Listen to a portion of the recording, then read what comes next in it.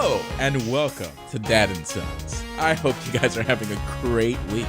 First, we have George. How you doing, George? Hey, I'm trying to hold this ship together with duct tape and scotch tape and sticky electrical tape and plumber's tape. And then we have Hello, my name is Liam and I really love Mario Odyssey. Oh, hi Liam. How are you doing? You doing okay? Yeah, how's everything? I heard you might be a little bit sick over there. Well, I mean, he did like Mario Odyssey. I'm okay. Okay, that's good. That's good. Liam is not actually here. He's sick, so I brought in a replacement, an AI replacement. He's gonna be our Liam this week. He's probably got more charisma and personality than I have in every episode so far. I was about to say I really appreciated how much of our new version of Liam we got to hear just now. I want him to do the rest of the episode. I'm not sure how fast that other Liam can type to speak. I heard you were playing Kingdom Hearts. I was. First, we should mention. I think Kingdom Hearts is so good. Even better than Resident Evil 2. Wow, even better than Resident Evil 2? Oh my god. That's really high praise. I feel like this new Liam has a gun to his head. You did kind of sound like a little nervous, a little different. Sounding a little robotic, if you ask me. A little stuffier, a little more clogged, maybe. So we need to go ahead and explain what the fuck this is, because you, our humble listener, have probably noticed that this episode cuts out significantly earlier than the others. Liam actually is really sick right now. Hell yeah. Hell to the drugs. I like how your answer was hell yeah. I have influenza. I have the dreaded flu, but the Japanese version, which is severely more supposedly worse because everybody in Japan suffers from it every year. Yikes. I've been on drugs for the past few days, and I barely could move my body yesterday, but fuck, Matt needs to talk about Kingdom Hearts, so I'm here. Yeah, we delayed 2 days, recording a couple hours later, but we're cutting the show short this week, but we really want to talk about Kingdom Hearts. And I want to talk about Resident Evil. This is one of those times when your dad's super sick, but he still takes you out for like ice cream or something because he's a good dad. That's me today. Yeah, and we also have like last week's sort of weirdness to follow up on the spoiler talk. George played Resi too. Yeah, I got to the end of both campaigns on the harder difficulty mode, and have been playing through the 2 campaigns on the original OG game as well. And I think you guys have both been all in. Oh yeah, no, that's what the video is going to be about, is comparing the OG to the remake. But you guys have spent the past week playing through Kingdom Hearts 3, right? Yeah, I think Matt's finished it. I haven't finished it. How far are you? I got to the world after Toy Story. Oh my god, you're like a baby. Yeah. Probably. But that's still like 15 fucking hours. I want to know what's the deal with Matt these days, because ever since he bought his PS4 back, you've been marathoning. Dude's like the game king. And now you're like wondering, you're like tapping your foot, you're like a Sonic Idol animation, just waiting for us to catch up. I've had a lot of free time lately, so I've been filling it with Redbox. Well, in the event you guys want to talk about Kingdom Hearts, I just want to say that is totally and completely cool with me. I will happily, set myself down on the far end of the bleachers here and chime in every now and then. Because the thing is, even though you guys are going to spoil the shit out of Kingdom Hearts 3, and even though I have yet to play one of the first games, I'm pretty sure that by the time I finally do get around going through this series, I'm going to forget whatever you guys talk about here. I'm just going to throw out there, what the fuck can you even spoil anyway? Because, am I even... It's a large, incoherent mess. Yeah, am I even going to be able to understand? Hey. I mean, it is, though. I've tried very hard to get into it. Like, I've really tried. I watched a lot of the Kingdom Hearts, story explained nonsense that came out just before. None of them could top Barry's video, which pretty much just spelt everything out for me. I understand that like now Xehanort has split himself into like 11,000 different people, so he can be like making up 12 pieces of darkness, and then there's 7 pieces of light, so you can make the Keyblade or whatever, right? I understand all of that now. Are there 7 levels? But then I play Kingdom Hearts 3, and like they barely even talk about any of that shit. Wait. Hold on. Sorry, I didn't quite hear you, Liam. What? I finished Kingdom Hearts and I loved it, Matt. Okay, good. That's what I thought I heard. I am very sorry, Matt. That is not the truth. Okay. I think maybe it's the drugs talking. Liam loves drugs. That's a fact. They're the ones that make my fever go from 41 to like 35 in a day. That's too much math for me to do. So, okay, anyway, speaking of too much math to do you have to play Kingdom Hearts like 69 and 6/9? Oh my god. I'm gonna keep that there. I sound like my hero, Stephen Hawking. Oh no. I read his most recent book, and I read all of it. I read his most recent book, and I read all of it in his voice. It was rather interesting. Wow. Did you really? I couldn't help it, but when I read the book, I would read it in his voice, in my head. You read a Stephen Hawking book? Yeah, his most recent one. It was really good. Was it like about quantum quarks passing through the relativity? Could you understand it is what I'm trying to ask. For the most part. I did study astrophysics when I was in university for a year. Holy shit, the flex. Really? Yeah. The fucking flex. Yeah, I don't, it's like... I slept through one of the exams and I still passed as well. Throwing that out there. Whoa. Confidence drugs. I can't believe you read Stephen Hawking and studied fancy physics. And what I kind of still physics? can't understand Kingdom Hearts. What? Okay, that's a test. It has failed. Could Stephen Hawking understand Kingdom Hearts, you think? I reckon he could, but it'd take him a few years of study. Okay. All right. But I don't think that's what's important about this series. I'm gonna chime in here about Yes, Kingdom please, Hearts 3. please do. We've been waiting for weeks. I think it's about time, Matt. Yes. Take over this loose. pirate ship, just like you can call in Kingdom Hearts. I'm gonna try to be careful here. Try to be very careful. I think Kingdom Hearts 3 is a bit of a letdown. I saw your tweet. Mediocre. I saw your tweet and I was like, Yes. oh, this gonna be good. Okay, let me explain that to you. I didn't know we were gonna have like this week's podcast because you were sick. So I was like, let me just put something out there. Yeah, I because, thought so. yeah. I thought that's why you did It was on and off for like a while. Like I don't think any of us knew if we were really doing it today until just now. just now. Yeah. Until I woke up and I could move my arms. Oh, that's not good. That's good. But I mean, Kingdom Hearts will, We got to talk about it. It'll heal it. It'll heal your bones. See, I tried to turn it on last night to play, but then I started like 5 minutes of the combat and I was like, I can't even focus. I can't even look at this shit. What is going on? Because you didn't like it, or because no, actually, too much? no. I'll get to the combat in a minute. I want to hear your overall thoughts because I have my own thoughts about this too. I finished it, of course. Of course. Okay. Of course. I think that this game, it feels like it was in development hell, even though it looks great. I think that. Man, it does look fucking great. Jesus it looks great. Christ. It looks like a Pixar film almost all the way through. It's amazing. I think one of my major problems was the worlds.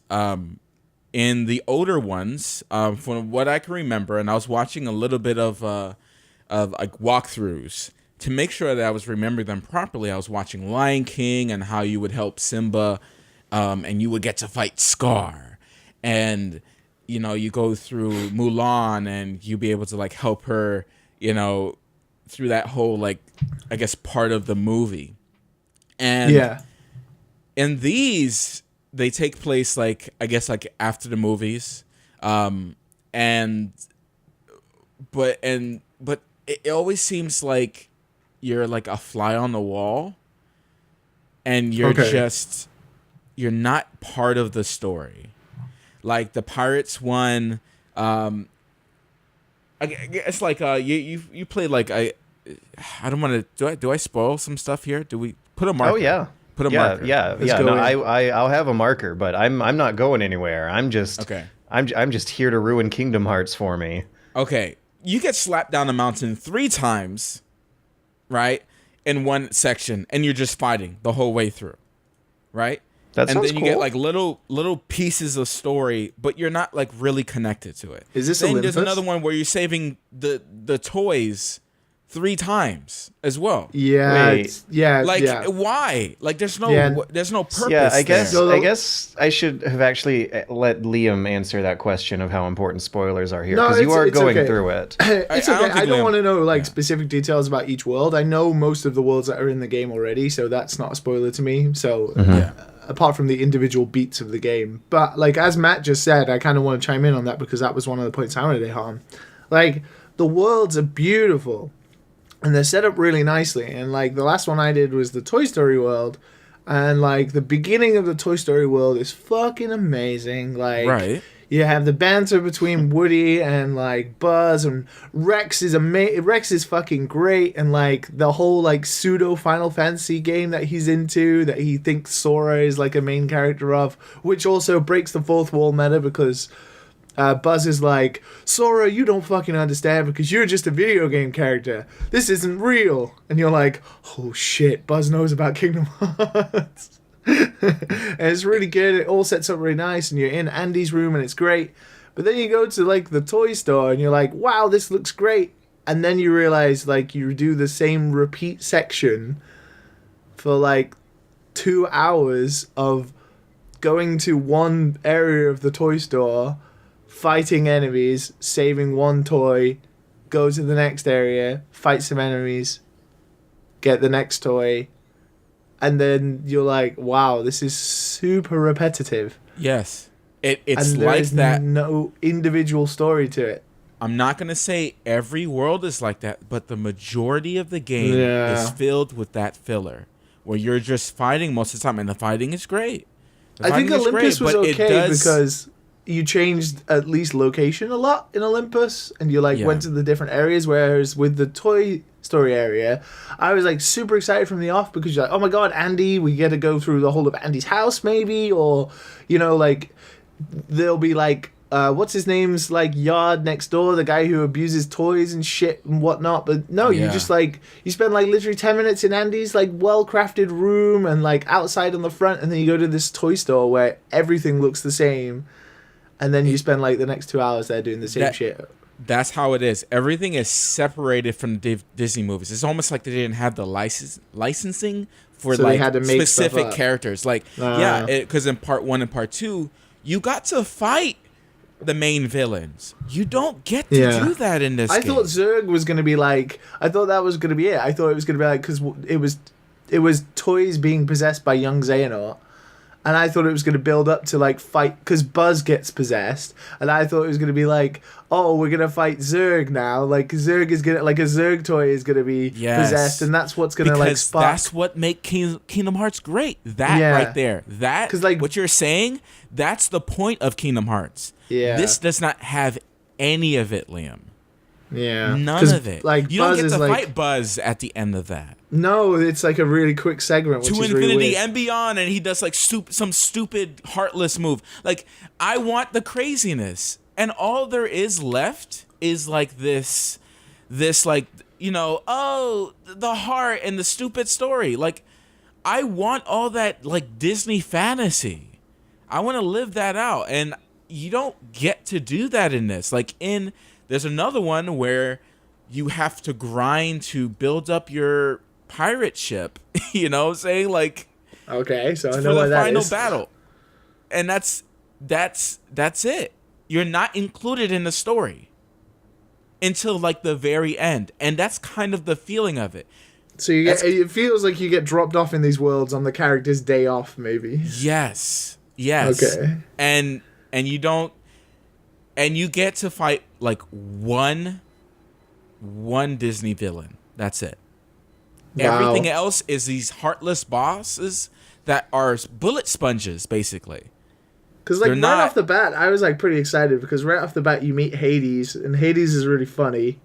Apart from the fact he's voice acted by someone different to James Woods, thank God, because James Woods is a dick. Mm-hmm. And like he's really funny, and he's like, "Oh, fucking Sora, blah blah blah," and I'm like, "Holy shit, this is pretty good." And then I'm like, "This is a good start." Yeah. And then that's what I thought I was gonna get. Like the worlds are good looking, man, but yeah, like the toy box level was just void of things. I really wonder if they had ideas of what worlds they were going to use, and they didn't do it. They couldn't do it, or something happened, because this does not feel like part 3. Like, you got to understand, people are comparing it to 1 and 2 in terms of like oh, it's a 30-hour game. Those games didn't have that much content in them, and I'm like, that's not what you should be doing in 2019. This is a PS4 game, and people have waited a very long time for this, and all these people have spent so much money buying all these like collections and all this stuff. They're ripping all the money away from us, and they give us this. This is like, don't spend a bunch of money on video games, kids. Huh? Don't spend a bunch of money on video games, kids. Yeah, it's a slap in the face. That's it seems like the people who are fans feel either one or the other. It seems like a lot of people are kind of happy with it, like the conclusion, and I don't know what happens at the end in terms of like the Kingdom Hearts story yet. But like, I'm not in the majority. I'm not. Okay. And I'm okay with that. I enjoyed the game. I think most people should red box it, to be honest. Yeah. Because it's very easy to get through, and I don't know. As someone who is obviously not a fan, but someone who is apathetic to the Kingdom Hearts series and has never really had any feelings or thoughts towards it, I've found myself enjoying the game. It is like a fairly enjoyable experiences. Like, it's beautiful to look at. Like, I'm surprised at how good the writing is for some of the characters sometimes. Like, the one thing that it nails is like, it doesn't get the storylines right, like you said, but it gets the personalities of the characters really well.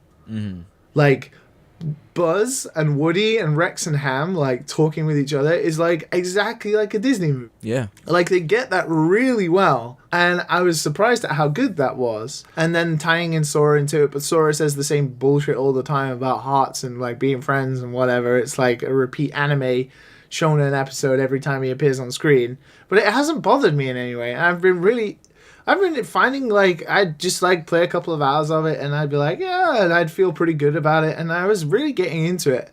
Apart from, I had to let go of the fact that a lot of it was just repetition, and I was kind of like, just enjoy the worlds, enjoy the characters, kind of thing. So it's like above mediocre in terms of like a game. It's not like a 10 out of 10 game that people have been waiting for 17 years or whatever. But the one thing that I find I'm like kind of regrettable about that they really should have done better is the combat. Like, I saw your tweet, Matt, and you said the combat is good. I said it was dope. It's not everything. You run out of amusement rides to do. Like, but you get different keyblades every time you go to a different world, get different keyblades. The combat, and it does change the combat. I do agree. And I am like, sometimes I'm like, this combat is fucking amazing because of the spectacle of it. But then other times I'm just like, why does Sora even have magic? Like, it's so useless. Like, I want to use magic. Why does Sora even have magic? Because to individually use magic when every time you fight is against mobs of enemies that move super fast and your camera doesn't auto-lock onto them, you have to lock onto them. Like, why does Sora even have magic? It's so frustrating. I don't just want to, like, slap my Keyblade around all the time. I want to use, like, magic like I would in a Final Fantasy game. Why does he even have magic? It's so annoying. It's the most useless shit. Like, it's so frustrating. I've never used magic ever. Because it's useless. Because, like, once you, like, pull it off, like, I used it sometimes so I could take photos for the Moogles. Like, I would freeze something so I could, like, freeze it in place and take a photo of it because it was impossible. Because everything moves really fucking fast. But, like, if you just land one magic hit, which is super hard, you only deal as the same amount of damage as, like, a 2-hit combo from the Keyblade. So it's useless. And it takes MP. And it uses MP. And I think, like, all the team-up moves with, like, Goofy and Donald and stuff are great. And, like, it depends on what proximity you are to them and how much MP you have. Like, that stuff is good. And it's implemented well and natural, so you can just press, like, triangle when it appears and all that kind of stuff. I don't understand, like, what the, like, prerequisites for turning into the second form of Keyblades is, but it just happens, and I'm just like, okay, we'll go with this now. Like, we could do it. I think it's, like, the combos that you get with the first... Okay, yeah. Once you transform, you get a bunch of combos to get to the second one. Okay. Yeah. So, but man, I so wish they didn't fucking use those attractions for anything other than boss fights. Like, yeah, it gets kind of like whatever. Oh, it's just like you get to a point where like you have it on your bar and you're just waiting for the timer to go down so you can use like the something Goofy else. Bombardier after it. Like I'm just like I don't want to use this. I don't want. It's such overkill and like time consuming. The gun one. The one where you're sitting in the ride and you're the blaster. That's the most annoying thing. Oh, mine is the pirate ship. Yeah, that was awful. You could skip the cutscenes. You can skip the secrets, right? But then, like, I would accidentally press it sometimes. The worst is when I'm like right next to a treasure chest. Mm-hmm. Oh, and, like, yeah. And I'm right next to a treasure chest. And you just summon a pirate ship? Yeah. And summon the pirate ship instead. It's like, what the fuck?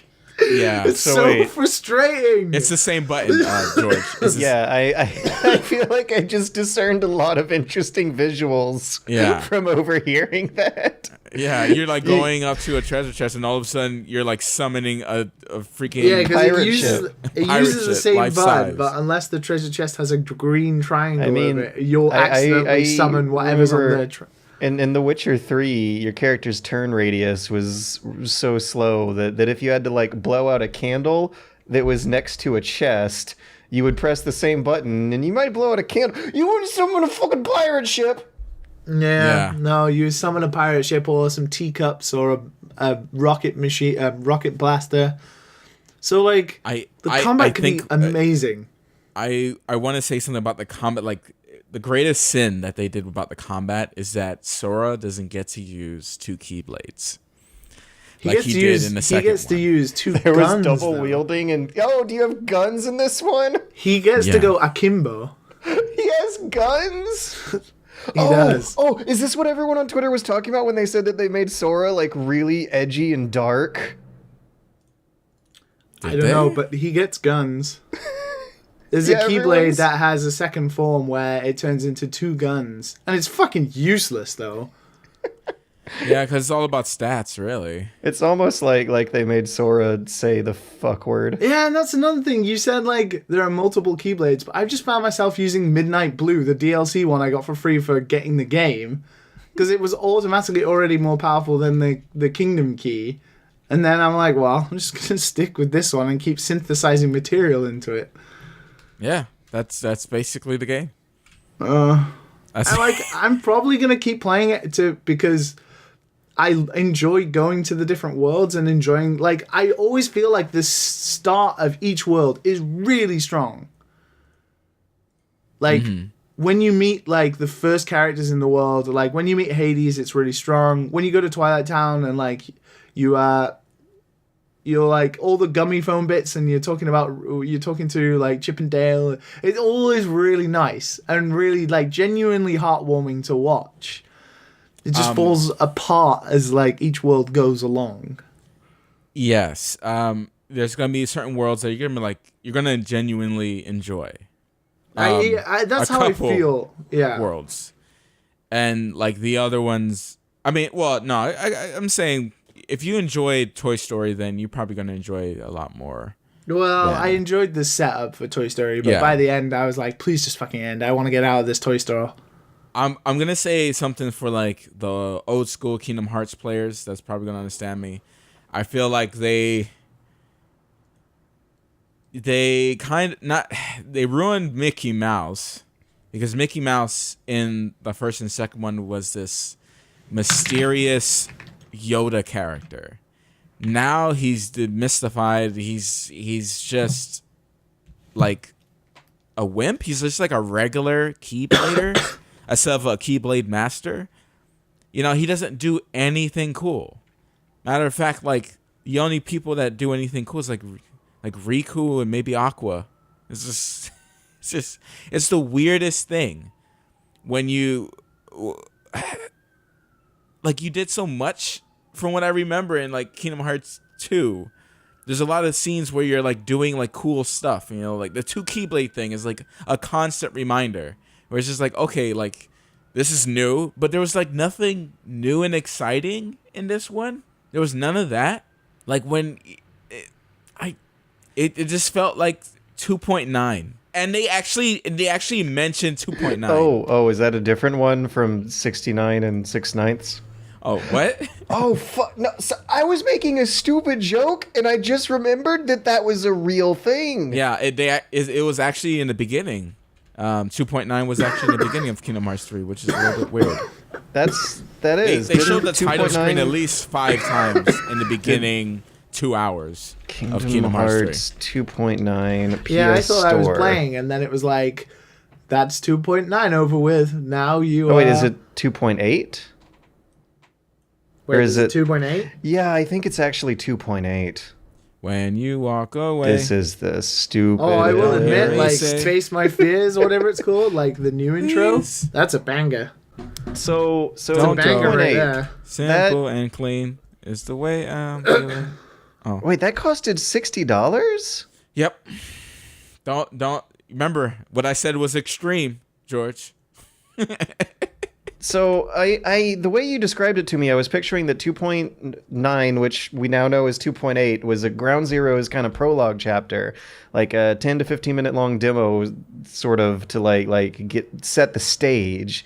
But then you said it was actually in the full game, in the stage it was supposed to be setting, and the prologue was $60. How long was 2.8? Those remixes are they have all the games, from what I remember. They have all the Kingdom Hearts. games. They just keep HD, re-releasing all the games 2.8 over and over and over and over again. So that must be why it's okay. Yeah, and How Long to Beat says that it's like a good 13 hours too. Oh god, I'm confused. So wait, now do you have to play a 13-hour prologue at the beginning of Kingdom Hearts 3 that you could have originally paid money to pay for and play elsewhere? No, you don't. No. It keeps showing a title screen, and one of them was Kingdom Hearts 2.9. I'm sorry, I died. Yeah, it was. I was kind of confused. I was like, oh, wait a minute. I was like, oh man, this might be a long game. I'm okay with this. So 2.9 and then it was is just like me fighting a bunch of Heartless for like, I don't know, a few hours. I was expecting to see Star Wars. I was expecting to see like lots of more interesting Disney worlds, and I was very disappointed. Very disappointed. It feels like they had their hands tied in this one, and I don't know. I feel like somebody messed up. I feel like it's not their fault. I feel like somebody messed up. That they had a game plan and they couldn't do it. That's what it feels like. Because it just feels like some of it's missing, and they had to pad it out by knocking you down the freaking mountain 3 times in a row. I looked it up again, and apparently 2.9 is like a gag in the game. Oh, is it? I don't know. You better than that. You actually played it. Dude, they were shooting up title screens every second. Every second. In the beginning. You remember, Liam? Are you still alive? At least twice, from what I remember. Like, you have, like, the chess piece opening and then a title screen. Then you have, like, the prologue-y part. And then I think it says Kingdom Hearts 2.8, 2.9 or whatever. And then it has, like, the Utada Hikaru... The Utada Hikaru song montage, which is a banger, by the way. Face My Fears. That's a good song. And then even like watching that montage like made me a little teary-eyed, and I don't even fucking care about this series whatsoever. But I was like, damn, this is an effective montage. And then the game actually starts with Sora, and then it says Kingdom Hearts 3, and then you're in Yen Sid's office, about to go off to Mount Olympus. So at least 3 times. That's a lot of title cards. Yeah. Well, that's Kingdom Hearts. I enjoyed it for the most part. Yeah. But I don't I'm probably the minority here, but I feel like they dropped the ball. They dropped the ball on it. And I was hoping for more stupid shenanigans. And I didn't get it. I feel bad. I feel bad for you, Matt. I feel bad for you, man. Yeah, it's fine. I mean, it's not like it was a bad game. It was just wasn't. Apathetic towards it now. Yeah, I feel kind of sad for it. Like, it should have been better. It definitely should have been better. Yeah, but whatever. Will you play another Kingdom Hearts game? Huh? Will you play another Kingdom Hearts game? There is going to be another one. Oh, is there? Oh, is there an open ending? That's what stings the most. Oh. Yeah, like they didn't finish it or something. It's the weirdest thing to me. Like, and it shows an area that you thought they were gonna go to. So you look up the secret ending and you're like, I'm not even amazed. I'm like, this is what I expected in Kingdom Hearts 3. I expected this type of like spin-off here, but no, it's Kingdom Hearts 4 or whatever side thing that they do for Nintendo Switch or whatever. I don't know. Well, while Matt is getting disappointed about games, I suppose Liam and I can feel a little vindicated about games and how we have hope sometimes. Liam, I have hope. Yeah, despite your physical conditions being below that of the two of us right now, I feel like you have the highest spirits. You seem I don't know. Have you met Robot Me? Robot You loves drugs. Robot You loves Kingdom Hearts, but that's Whoa. Let me get one thing straight. Robot Me and Human Me love drugs. Well, then I guess there's more of both to go around. There's more that means Liam, we have to share. More Liam, more love, and more drugs. Matt. Yeah. Can we get Robot Liam's official final Kingdom Hearts verdict? Oh yeah, he said. I love drugs and kingdoms more than Resident Evil. Drugs and kingdoms. Kingdoms. That's the short version. You know, he likes it so much that he gave it like a little nickname. Kingdom. Wait. Yeah. Is Robot Liam like my nobody or my heartless in the digital realm?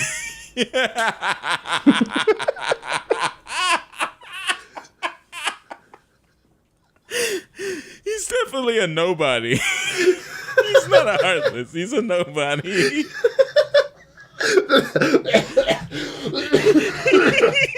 Oh, there. Sorry, I can't laugh. I'm not allowed to laugh at Steve. Damn it! I remember that. He's my nobody. See, that will just go straight over George's head. But I understand it now. I was. Can you imagine if George split into a nobody and a heartless? Do you get that one, George? No. I guess since they're not heartless. Guys, I listened. Oh God! I both hate and love to finally change the topic, but I did listen to your Resident Evil spoiler cast segment from last week. Oh, Ooh. after you finished it, that's nice of you. Yeah, and I don't exactly have a page of notes to respond to for Matt's thoughts on the game, but Ooh. Leon and Claire's campaign aren't that different. I know you asked me for a recommendation. I was just like, whatever. But Yeah, I told you they're not that different. Claire gets a grenade, Leon gets a shotgun, and then I listened to this segment, and you guys are just like giggling like little pieces of shit over how wrong I was that I gave Matt the bad campaign. Wait. Bad campaign. We said it's not that different in this version. In fact, now that I actually was able to play it and refresh myself, I am glad I recommended that Matt play Claire's campaign, because then he knows who Sherry is. Yeah, she just shows up. It's up at the end of Leon's version. I know. You get on the train and she's there, and you're like, if you've never played Resident Evil before, you'd be like, who the fuck is this little girl? What about Eva or Ava, whatever the girl's called? Oh, Ada Wong. Ada Wong, she's a different cat. She's cool because she's from other games. And her part is like a fun part to play. So I wonder how weird it would be to go through this story for the first time in 2018 with no frame of reference. Like, how correctly stupid would someone assume Resident Evil is after going through this? Because it's surprising to me how the remake has a lot of heart and soul to it. It seems like they had a blast making it. They had a lot of fun. But there's this weird tone to a lot of cutscenes where it seems like they're taking how bad the story is way too seriously. Well, it's a B movie, isn't it? That's what Resident Evil's always meant to be. It's a B movie. Remember when you find Gun Shop Kendo, and the guy's daughter shows up, and she's a zombie, and it's this heart-wrenching moment where there's violin music, and the door closes, and you hear a gunshot, and the screen fades to black, and the game quietly begins its next section, like you're playing a Naughty Dog game. There's quietness to make you think about this intense emotional scene you just saw, when When anyone could have just driven their cars around back outside Raccoon City if they wanted to escape so bad this whole freaking time. Just remember how when Claire wants to find her brother? Yeah, that is the most wow. They completely forget. Wow. Yeah, and she finds out never mentioned the first again. 10 minutes. Yeah. Oh, I think did we mention that last time? We did mention that last time. Yeah, we did. Yeah. The basic, but it does make sense, because then it becomes it makes sense loosely, because it then just becomes a story about Claire has to then get out, and it's really hard to get out. I guess because at the point she finds the Chris letter, she's already trapped in the station. Yeah, and then it just becomes the story of escaping.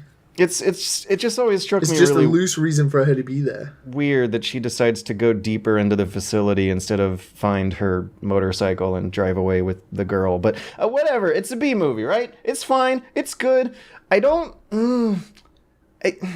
playing both of them back to the back, and I hate to say it, but I actually think I like remake better than the original in this case, which weirdly matches up with the last case. Me too, man. I'm gonna throw it out there that this is on par with my favorite Resident Evil game.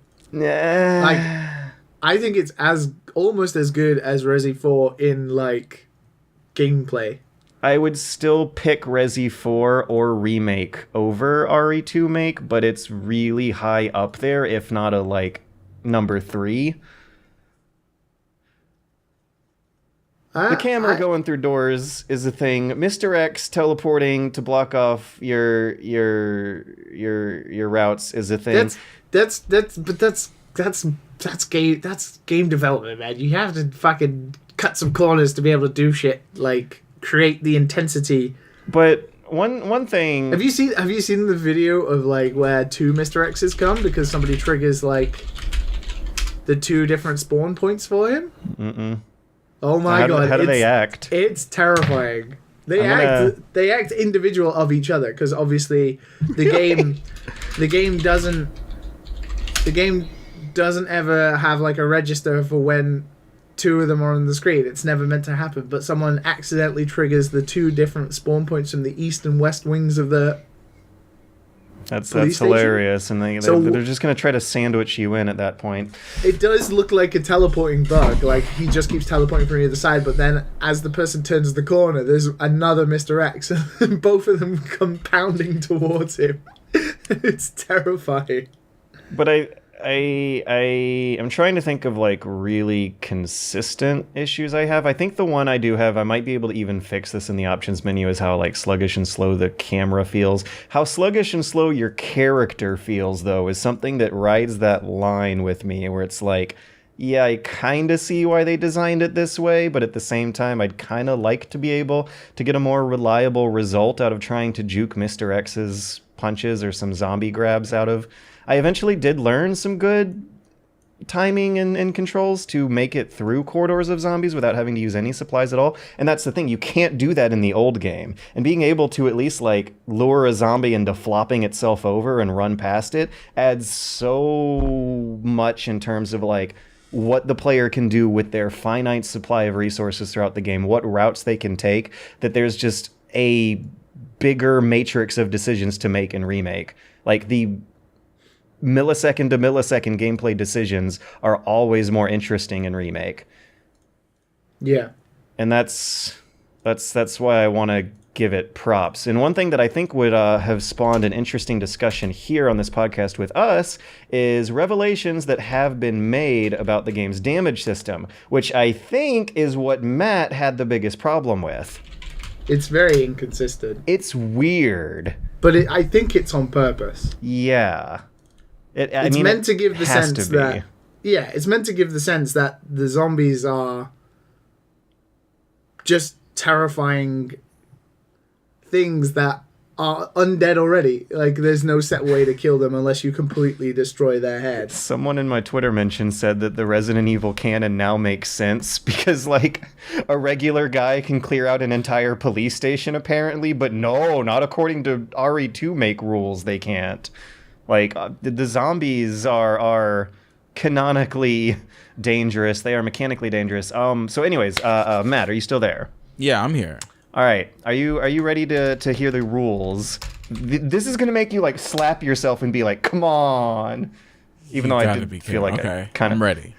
Headshots in the Resident Evil 2 remake do the same amount of damage to the zombies' total HP pool as any other place on their body. What the hell? Yep, but you noticed it, didn't you? Even in the demo, we were like talking about it. How these zombies are hard in this game. And but sometimes their head explodes, though. Mm-hmm. You have a chance to roll a crit, and if you stand still and let your crosshair shrink, it increases damage. Doesn't increase your crit chance, but it does increase your damage. And there is also an inconsistent amount of health for each of the zombies, too, which you might have noticed as well. Like, big, fat zombies or, like, muscular zombies actually will have more health to them than, like, small, skinny, lanky people who got zombified, which is something I think is actually really cool that I've been waiting for zombie games to do for, like, ever. And no matter who they are, though, across all of them, I have found that between 3 and 4 shots with the weakest handgun will dismember a body part. And at that point, the zombie can't move as well. Their hitboxes for grabbing you shrink dramatically, so that ultimately, as you figure out this new damage system, it becomes more economical not to permanently kill the zombies, but rather to shoot their legs off and lure them into a corner they can't crawl out fast enough to let you go past. And that is how you're supposed to solve your zombie problem in this game. As you figure it out, as you learn, you know, I feel like I might want to stamp a spoiler alert on this thing too, because it feels like these kinds of revelations are a natural part of the playing process for this game. But sure? Yeah, I feel like this is where the fun discussion's gonna come in. Matt, what do you think of this system? I I think that's like a background system. I don't think you're gonna really find that out. I did not find that out at all. Not to say that I'm like supposed to be smart when I'm playing these games, but what? I know, right? It's really weird. And there aren't many games you can play where action shooter games where headshots are not the optimal strategy. And I don't know, like I'll try to give you guys a big list of what these damage values look like. But I remember mentioning last week, actually, like, oh, it feels a lot more like Dead Space, like they want you to dismember the zombies instead of killing the zombies. And yeah, that it actually turns out that is the a better way. Yeah. Okay. I just feel like they will fill up a hall real quick. Oh, and they do, and so you start sweeping their feet. Or taking a knife and giving them a good slashing. Yes. You use that knife to dismember them, and the gunshots to just trip them. Oh my god. And the shotgun and magnum ammo also will insta-kill zombies with a good clean headshot. A little more of a dice roll if you do not upgrade the shotgun at all, but it's generally pretty reliable. But with that handgun, yeah, you actually mathematically do not want to be aiming at their heads with your handgun. Your handgun is not for that. It still stuns them. Oh, like yeah. It pushes them back, which sometimes is, depending on if you're doing like an ammo save run, like being able to push them so you can run past them in tight corridors, because they will fucking grab you. They have like, I think I was listening to someone talk about it who knows a lot about Resi. I think it was, what's his name? He's a guy who lives in Japan. He's writing a book about Resident Evil.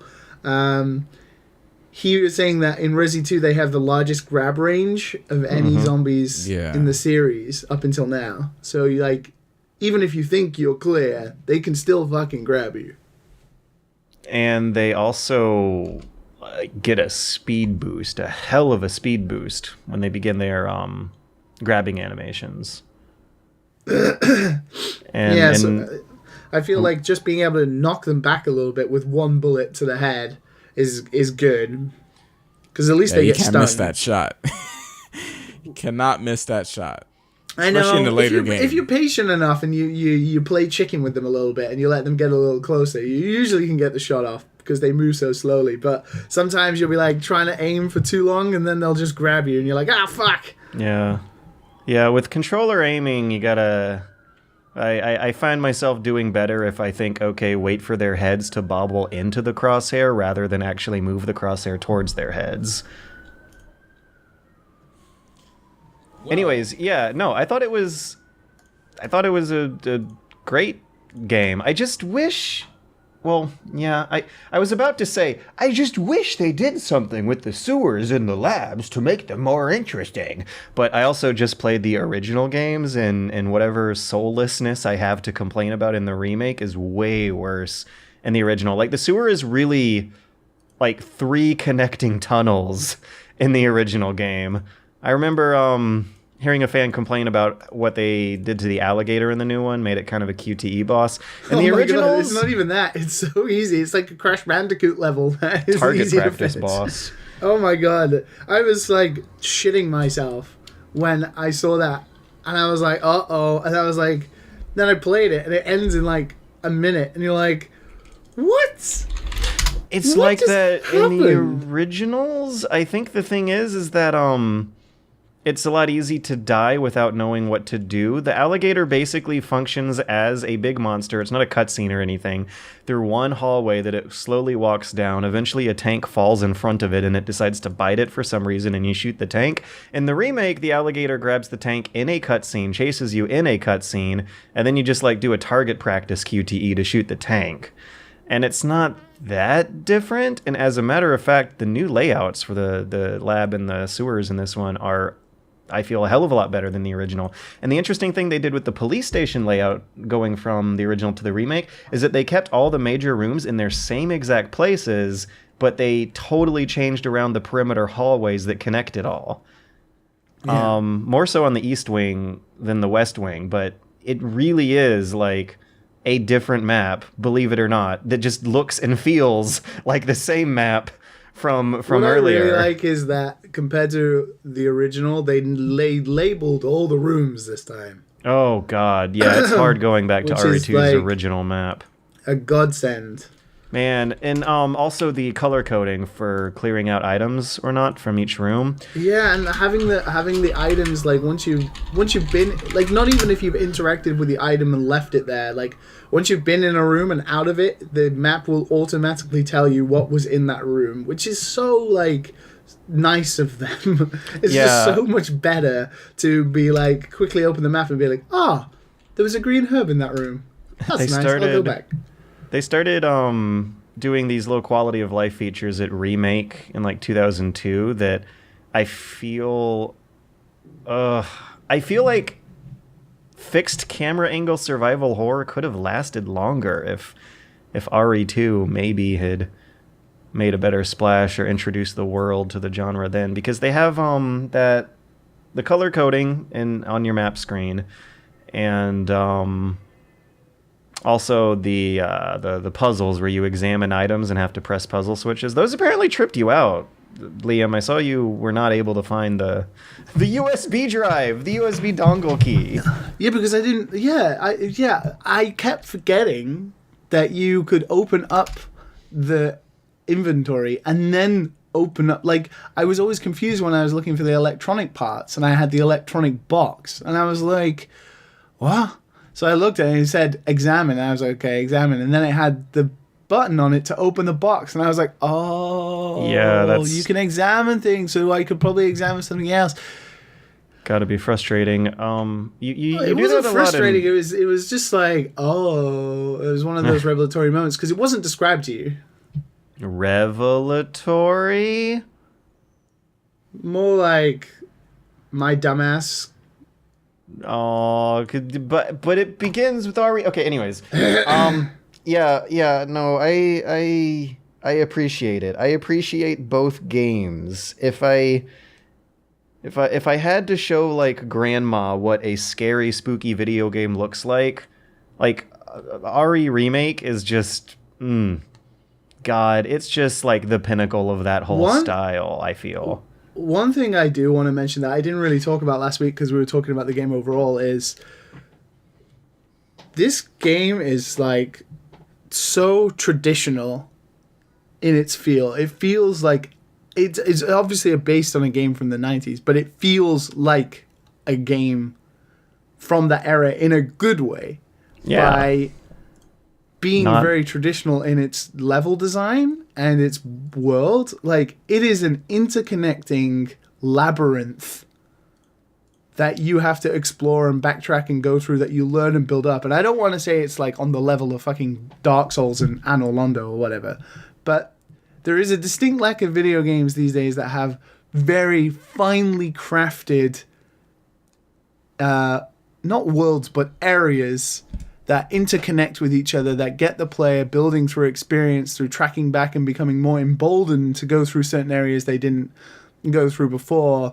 And it's like how people just get really like used to a space, and this game does that so well. Like, I now know after 2 playthroughs that police department really well, and it's always going to be a memorable area for me in video games. Like, Resident Evil 4 is one of my favorite games, but apart from the village at the beginning and the military bit at the end, like, you know, I don't remember it as in distinct detail as I do with Resident Evil 2. Like, it is finely crafted.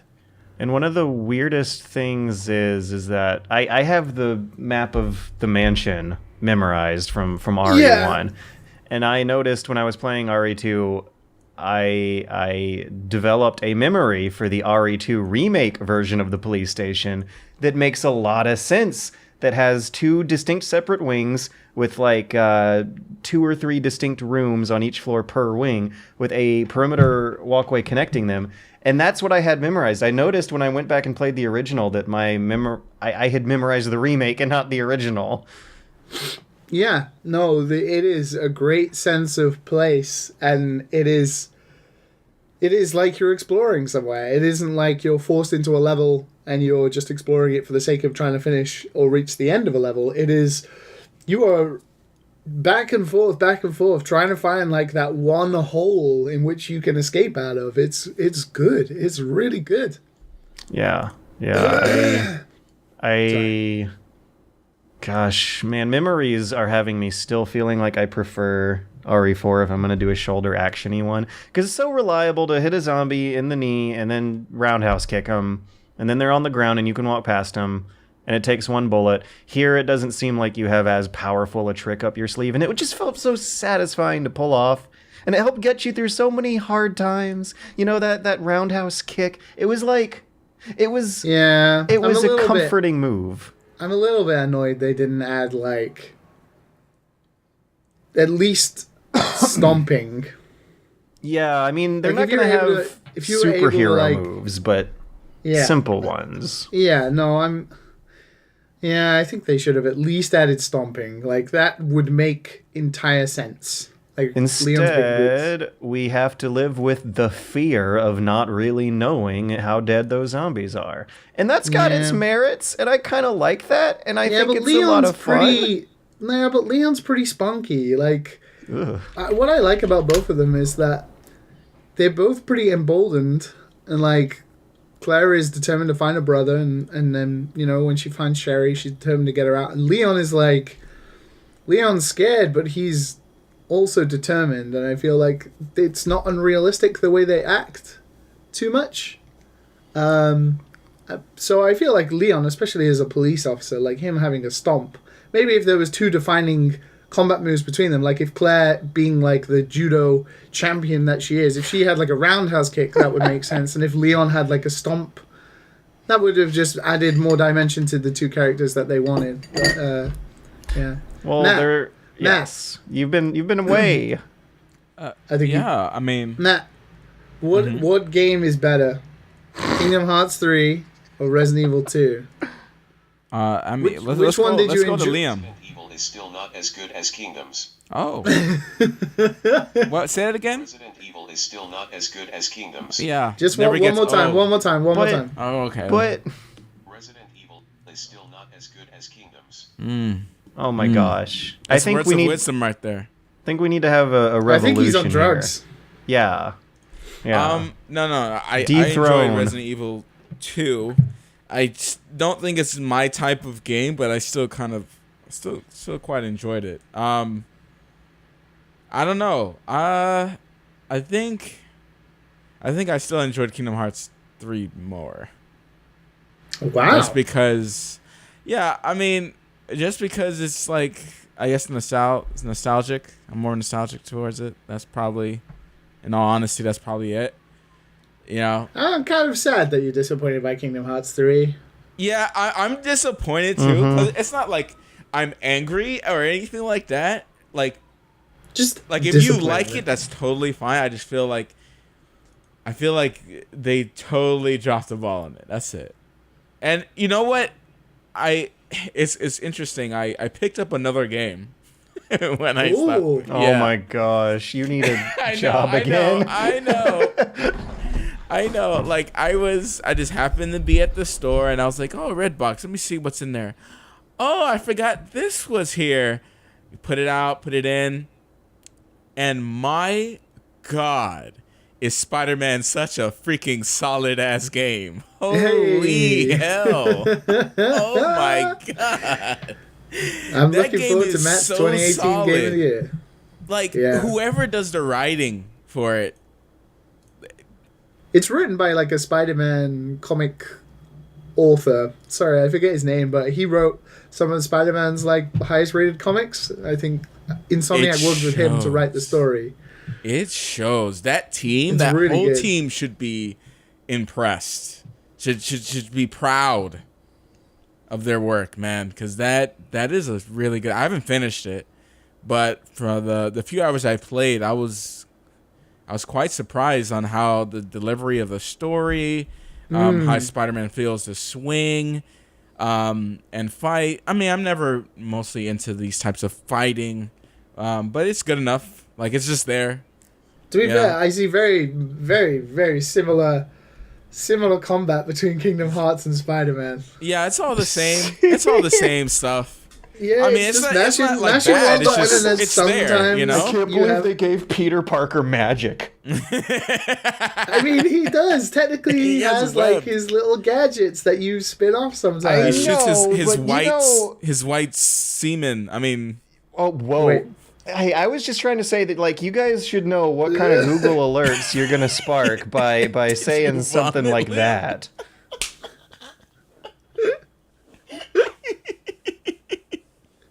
He takes like samples. I didn't want to say it, juices. But I did nearly vomit like 10 minutes ago. But I'm good. I'm good. He like takes samples of his like spider juices and makes a serum from it, right? Sorry, I didn't mean semen. I meant serum. He does some fancy stuff with it.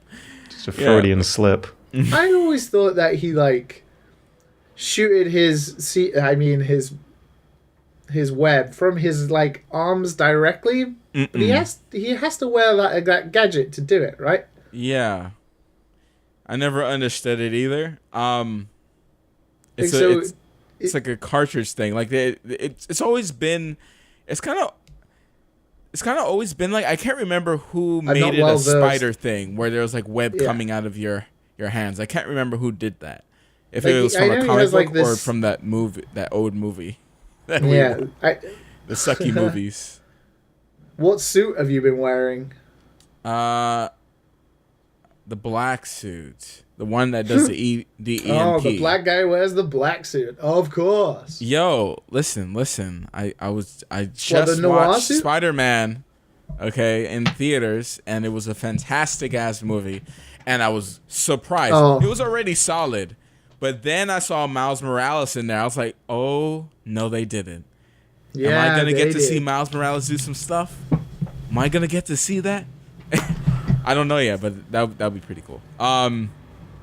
Yeah, it seems like they're setting up. I really hope they make another game. I don't even know how this one ends, and I feel like it's going to be solid, and hopefully I will see a Miles Morales game in the future, because that doesn't seem like something that would exist in my eyes. You just don't see that. I think if they make a sequel, that's what they'll do. Yeah, I feel. Yeah, I don't spoil it. But yeah, I feel like when I saw that, I was like, they're setting up for something here. I'm seeing Mary Jane. You get to play MJ and Miles. I'm like, yeah. Oh god, the MJ sections are so fucking bad though. Yeah. And even the Miles section is like, oh. Yeah, I mean, it was, when that big event happened, it was pretty cool. I mean, it was pretty cool. It's a pretty cool story beat. And the MJ section where you're like controlling Spider-Man, kind of like that was all right.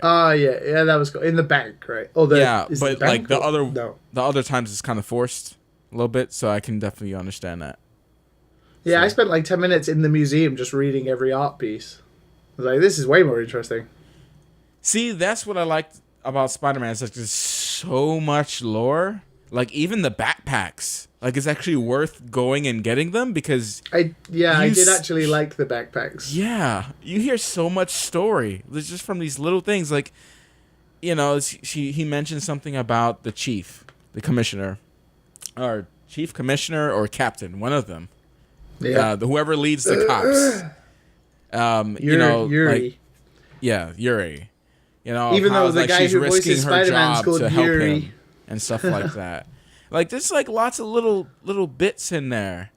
You see the old wrestling ticket, where he was wrestling when he first got his powers and stuff. Just like little callbacks. It's nice. And what helps is that the delivery of the lines are whoever was directing the voice actor just did a good job of making sure that it felt like he was just walking around talking about the stuff that he found. And not it being like so disconnected, because a lot of times, sometimes the voice acting is very disconnected and the delivery is just not as good. So what they're trying to do ends up coming off a little weird. Like there's a scene with Miles Morales inside when he finally goes to feast. I'm going into specifics here, but yeah, there was a lot of heartwarming scenes that could have been really off and like, oh, these guys are trying too hard, but they actually delivered it in a Spider-Man game, like serious scenes, which is pretty cool. It's not something that's very easy to do these days. So I tip my hat to a very solid game. Spider-Man's real big these days. They got a lot of momentum going on. Like this Spider-Verse movie that we just finished up with. I want to see it. Still not out in Japan still doesn't have it. The best kid movie I've seen in years. I guess Spider-Man's just cool to be into these days. Or like it's actually good. It's actually a good game and a good movie. George, it's actually definitely a good game. Well, I mean, it's all a matter of perspective. Oh no, George! Oh no! I don't know. Like, what if some revolutionary new technology emerges that completely changes our opinion on media, and over the next 10 years, we're just like, oh, can't believe we used to like Spider-Man, because we're busy enjoying our like thought dream entertainment that magically makes itself perfect as you think it. I don't know. It could happen. Are you saying that you didn't like the Spider-Man movie or the Spider-Man game? Spider-Man movie. It was fine. I just wonder if there's some sort of deep, more George important meaning racist. to life. You didn't like a black movie. No, I liked that movie. I just said I liked Black Spider-Man because, I mean, kinda. Liam is so dead that he couldn't even laugh. No. He's done. No. He's done. Liam is done.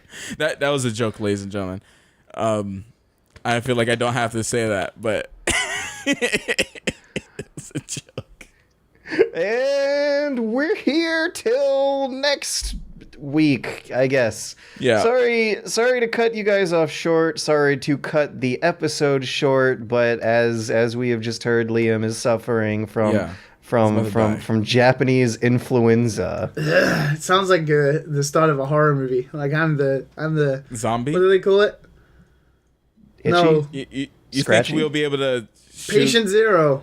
How many headshots can you take? Yeah. Oh man, it depends on the rules. How many headshots do you take to bust open that head? I'm like I would believe if I was Tootsie like Pop. a Resident Evil zombie, I would be something like a Los Plagas, with like when my head explodes, like a giant centipede appears or something. God. That'd be a way to go. Oh, this is getting dark. Yeah, how do those things even work? Like, do they just replace the guy's windpipe or something? How do they breathe with that giant centipede in their necks? They don't breathe. They're fucking dead, aren't they?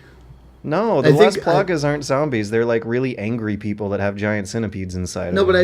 I feel like it's a Last of Us situation where the host has been long gone and the parasite is controlling everything. I guess that's the idea. Maybe the parasite. Yeah, because they're modeled after those like insect parasites that like make wasps. The most horrifying thing in existence. They do make the villagers live their normal lives. Like they shovel hay and raise chickens and stuff when they're not trying to kill Leon Kennedy. But yeah, they don't seem to like love each other or talk to each other or make art or do other like, fundamentally they go to human church, things. Though. Well, it's like Parasite Church. It's different. Parasite Church. This reminds me of that anime, Parasite. That was a weird show. That was a damn good anime. Yeah. That was good fun. I can't believe the connections we make here. Is there season 2 of that? Because I would love to see where that goes. I don't know. I remember the fight against that guy who had multiple parasites inside of him. That was fucking badass. Yeah. We gotta when he goes into the Yakuza like hideout because he wants to test how strong he is, and he just fucking decimates like 20 Yakuza. It's fucking cool.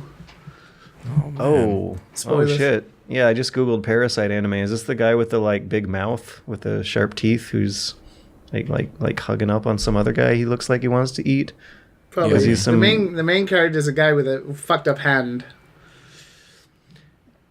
what the hell is it with Japanese 'Cause he missed his horror having brain. the like everyone's Nah. always transforming into some kind of weird scary monster. No one ever just like falls apart. They always like burst apart into a new kind of monster. Like It yeah, could be because like a butterfly where you completely liquefy inside the cocoon and Oh, reconstruct into a butterfly. I always Oh, wondered God. what would happen if you just pricked one with a needle. Would it just like seep out? if you pricked a Las that Plagas is zombie, gross. That's gross. That like they still have the same soul, right? Like that's you're like Butterflies killing have a souls. Oh my god. I think we need to decide if Las Plagas are like clinically dead or just wait. Yeah, I don't.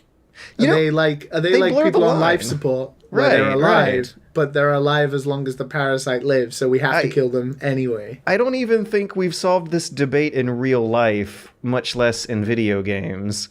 Well, And- there's no better place than on Dad and Sons. How comfortable should we be killing all the Las Plagas zombies in RE4 if they're really like fully conscious, aware humans who just have no control over their body?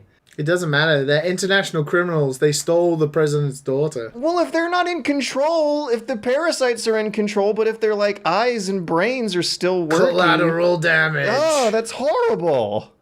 They trying to kill me, I killed them, you know what I mean? When? I have an FBI badge. When is this gonna end? I have a license to kill.